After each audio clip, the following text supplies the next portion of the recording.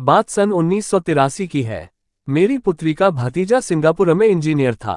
उसका विवाह लखनऊ से हो रहा था। विवाह में शामिल होने के लिए मैं पत्नी, पुत्र, पुत्रवधू एवं पौत्रों के साथ प्रातः 4 बजे की बस से छतरपुर से कानपुर के लिए चला। मैं, मेरी पत्नी और एक पौत्र आगे की सीट नंबर 1 से 3 पर बैठे थे तथा पुत्र, पुत्रवधू और एक पौत्र क्रमशः 4 से 6 नंबर की सीट पर बैठे थे। विवाह में मेरे पुत्र को वर के मामा का दस्तूर निभाना था। वधू के पिता विश्वविद्यालय में कार्यरत थे, इसीलिए उसी हिसाब से हम खर्च के लिए अपनी तैयारी से जा रहे थे। हम लोगों के पास अटैचियां और बैग कुल मिलाकर 7 की संख्या में थे। मेरे पास एक छोटी अटैची थी जिसमें कुछ जेवर और रुपये थे। करीब 40,000 रुपये का सामान था। मैंने अपनी अटैची कंडक्टर की सीट के ऊपर वाली जगह पर रख दी थी। कंडक्टर के पूछने पर मैंने उसे बतलाया था कि कानपुर से हम लोगों को बस से ही लखनऊ जाना है। हमारी बस 2 बजे दोपहर में कानपुर पहुंची। हम लोगों ने अपना सामान उतारा और सामने बस स्टैंड पर ही एक खुले मैदान में बने चाय नाश्ते के होटल में आ गए। उतरते समय मेरी रुपयों वाली अटैची बस में ही छूट गई। बस को शाम को पुनः छतरपुर वापस लौटना था, इसलिए सवारियां उतारने के बाद बस के ड्राइवर और कंडक्टर खाली बस छोड़कर चले गए। हम लोग लगभग 1 घंटे तक नाश्ता पानी करते रहे।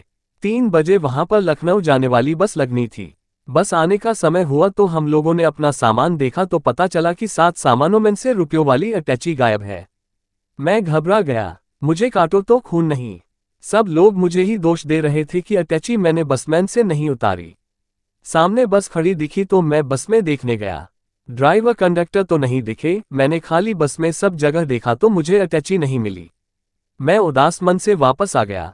थोड़ी ही देर में लखनऊ जाने वाली बस लग गई।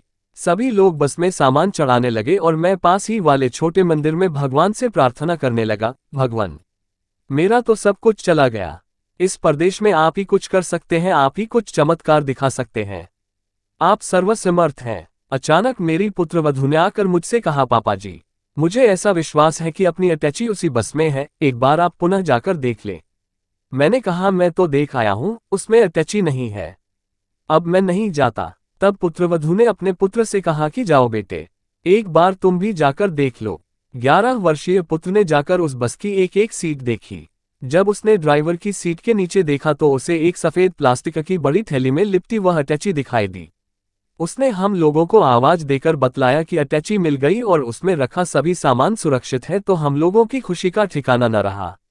शायद हमारे उतरने के बाद ईमानदार कंडक्टर ने उसे छुपाकर रख दिया होगा कि यदि ये लोग नहीं मिलते हैं तो इनके पते पर सूचना देकर अटैची इनके पास भेज दी जाएगी। हमने भगवान की प्रार्थना का प्रत्यक्ष चमत्कार देखा। उनकी कृपा से हमारा बिगड़ता काम सवर गया था। लखनऊ में जब मैंने पुत्री को इस घटना की जानकारी दी तो उसके आश्चर्य का ठिकाना नहीं रहा। हम लोग लखनऊ में भगवान के मंदिर गए और पूजा अर्चना के बाद हंसी खुशी से शादी संपन्न कराकर वापस लौटे।